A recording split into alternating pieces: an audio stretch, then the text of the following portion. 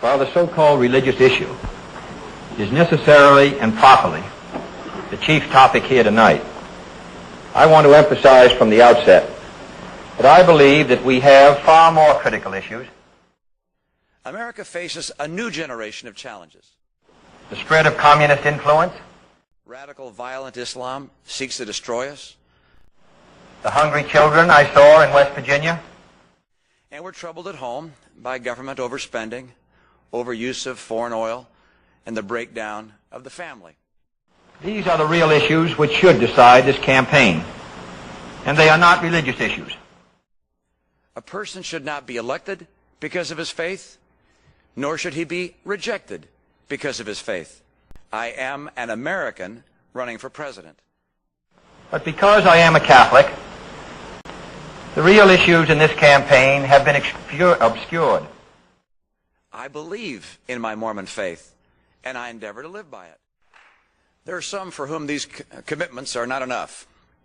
They would prefer it if I would simply distance myself from my religion, say that it's more a tradition than my personal conviction, or disavow one or another of its precepts. That I will not do. I believe in a president whose views on religion are his own private affair. Some believe that such a confession of my faith will sink my candidacy.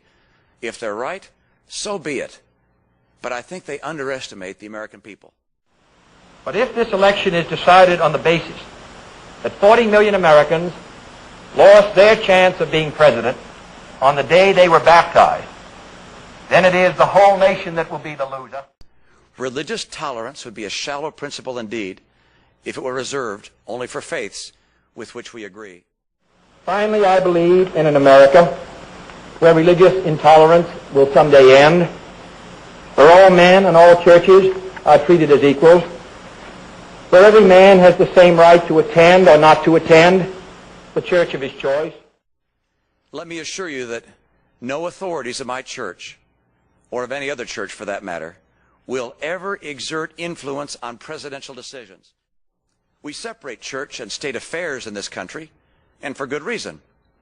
No religion should dictate to the state, nor should the state interfere with the free practice of religion.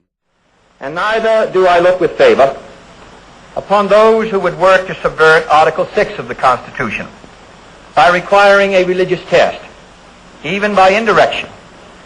For if they disagree with that safeguard, they should be openly working to repeal it. There are some who would have a presidential candidate describe and explain his church's distinctive doctrines. To do so would enable the very religious test the founders prohibited in the Constitution. No candidate should become the spokesman for his faith, for if he becomes president, he will need the prayers of the people of all faiths.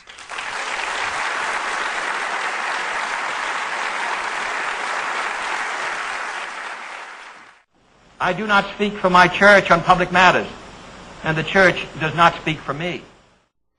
Almost 50 years ago, another candidate from Massachusetts explained that he was an American running for president, not a Catholic running for president.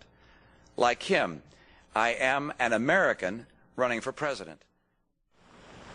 For while this year it may be a Catholic against whom the finger of suspicion is pointed, in other years it has been, and may someday be again, a Jew, or a Quaker, or a Unitarian, or a Baptist.